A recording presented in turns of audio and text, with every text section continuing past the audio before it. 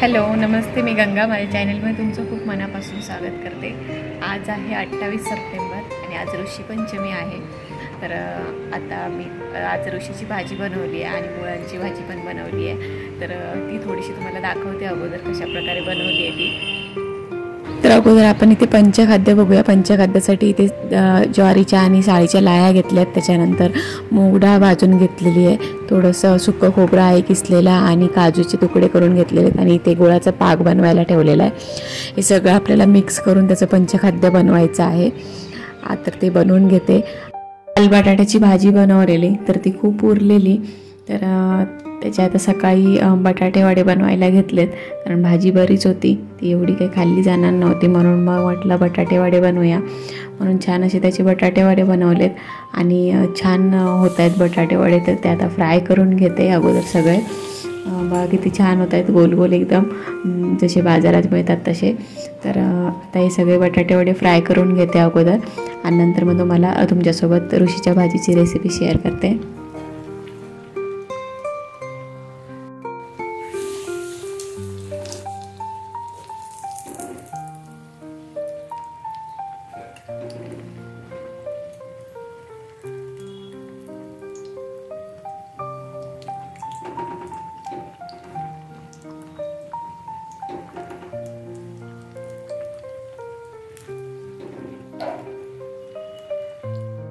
तेव्हा किती छान बटाटे वडे झालेले आहेत. आता आपण ऋषीची भाजी बघूया. तर ऋषीची भाजी बनवण्यासाठी इथे बऱ्याचशा भाज्या घेतलेल्या आहेत. त्याच्यामध्ये आहे दोडकं, हिरवी मिरची, सुरण, भोपळा, आंबाडे, परत दुधी भोपळा, त्याच्यानंतर अळू येणार आहे आणि रताळा असतं. तर ह्या सगळ्या भाज्या मिक्स करून ते मग एकत्र शिजवल्या जातात. आणि इथे मी मुळांची भाजी पण बनवायला घेतली आहे. म्हणजे जी लाल माठाची आपण भाजी खातो त्याचे जे मोठे झालेले देठ असतात तर ते सोलून त्याची भाजी बनवतो.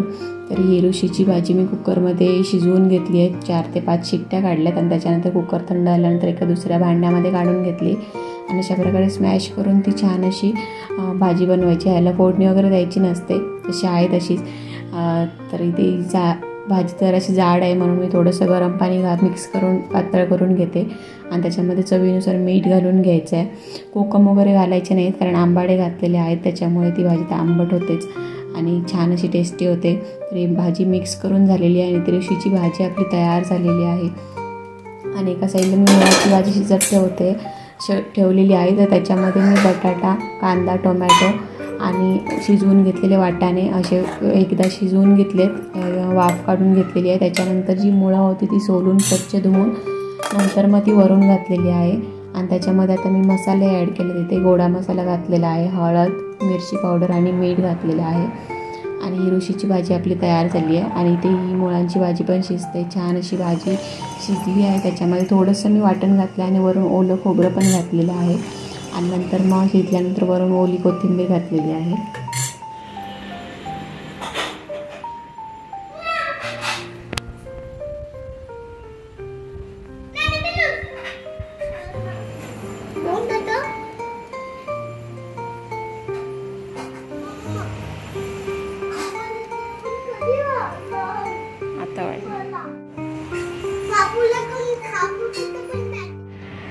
तर ह्या अशा भाज्या बनवलेल्या आहेत आणि खूप छान लागतात. त्या ऋषीची भाजी तर खूपच टेस्टी लागते आणि मुळांची भाजी पण.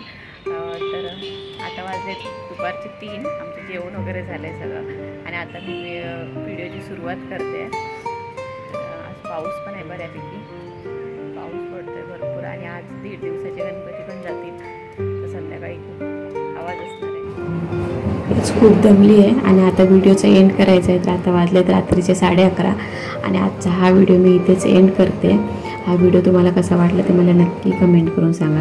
आणि जर व्हिडिओ आवडला असेल तर व्हिडिओला लाईक करा, शेअर करा आणि माझ्या चॅनलला जर तुम्ही अजूनपर्यंत सबस्क्राईब केलं नसेल तर प्लीज सबस्क्राईब करायला विसरू नका. सोबतच बेल आयकॉन पण प्रेस करा, म्हणजे मी जे पण व्हिडिओ अपलोड करेन त्या सगळ्या व्हिडिओचं नोटिफिकेशन तुम्हाला मिळेल आणि तुम्ही माझे सगळे व्हिडिओ बघू शकाल. थँक्यू आणि असेच माझे व्हिडिओ बघत राहा.